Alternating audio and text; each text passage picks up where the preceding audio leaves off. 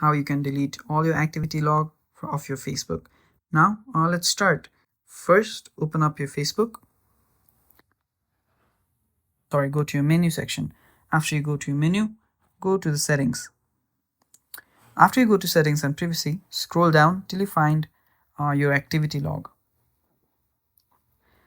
After you go to your activity log, you can see all your activities right here by going to activity history.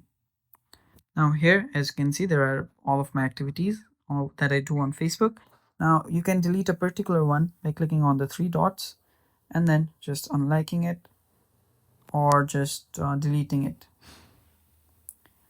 So that is how you can delete each and every just individually, but to delete it all at once, you need to go to your profile on your menu, go to your account center, and after you go to your account center, scroll down till you find your permissions and informations.